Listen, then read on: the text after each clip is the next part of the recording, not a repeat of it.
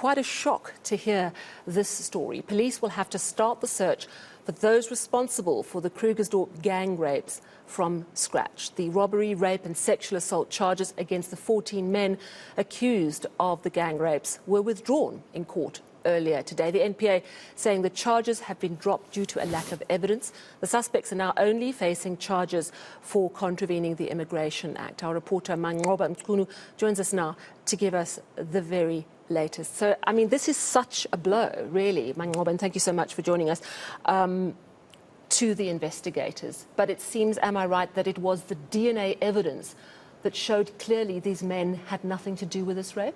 Well, certainly, sir. In fact, it is back to square one for police as far as this investigation is concerned.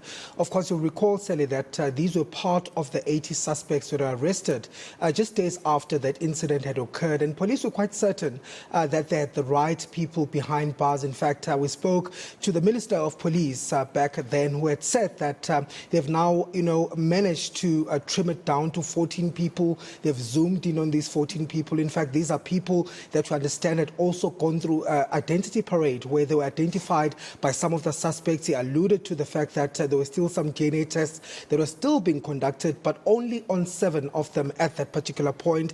He said there was also video evidence or video or CCTV footage that was also going to be used as part of this investigation. So the police were quite adamant, Sally, that they had the right suspects behind bars. But of course, the NPA is saying that subsequent to those DNA results coming out, it has now been shown that none of those suspects are actually linked to this particular case. And in fact, we do understand, Sally, that there was a consultation that took place between the victims as well as the NPA and police, where they had also alluded to the fact that they are now not going to pursue these particular suspects because they are not linked to this particular matter at all. Well, let's just have a listen to what the police had to say after this shocking news. Through DNA, they are not linked, although they were pointed out during identity parade. That's the unfortunate part. As Suspindius indicated, investigation is still ongoing.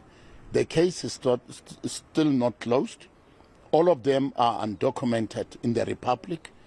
Therefore, while investigation is still ongoing, they will still be facing the charge of being undocumented in the Republic.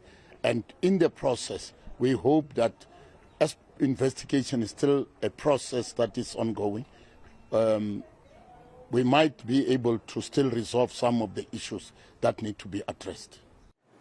This just highlights for me the crucial importance of not having a DNA backlog. The DNA is sampled and processed so quickly. These men, surely, they're facing charges of breaking the Immigration Act, but compared to what they were facing, that's a very minor charge. I know they're still behind bars at the moment because of that charge. I would imagine for the people of the West Village community, this was quite devastating news, because the reality is those rapists are still out there. Certainly, said. And in fact, we spoke to just some of the community members and community activists there in that community who herself was, one of, the rape victims, not in this particular incident, but another incident.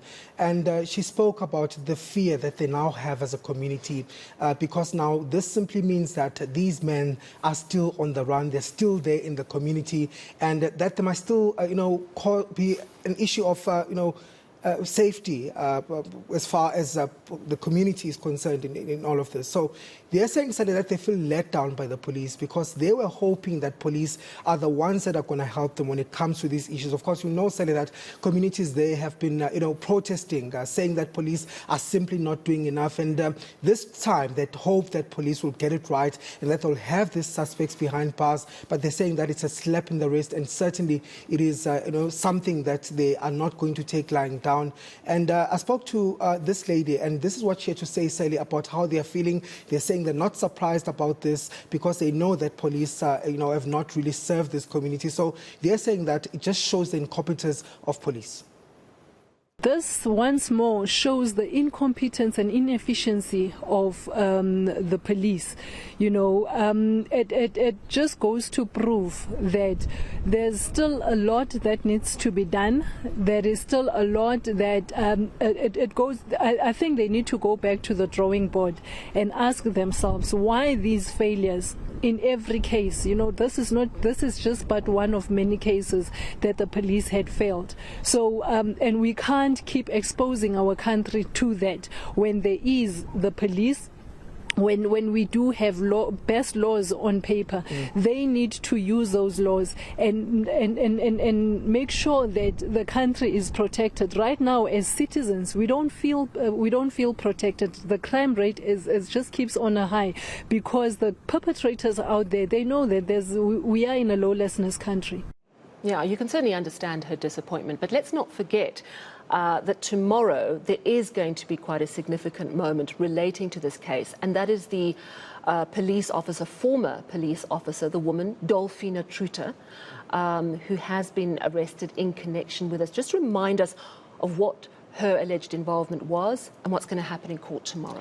Well, so according to police, we understand that this former police officer, it's a warrant officer, in fact, from Krugersdorp Police, who we understand resigned about 3 or 4 years ago.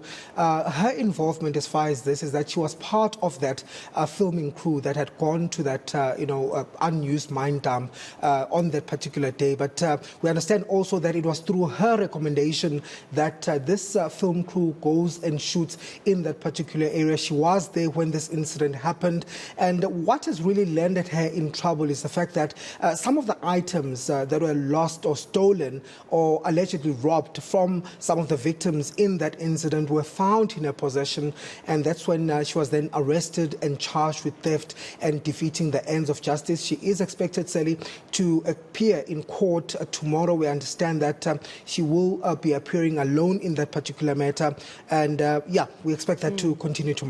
Yeah, and if indeed she has any involvement, that may be perhaps their strongest link yet to finding the men who committed this horrific crime. Very important update. Thank you so much. That, of course, is our reporter, Manqoba Mchunu. Now, still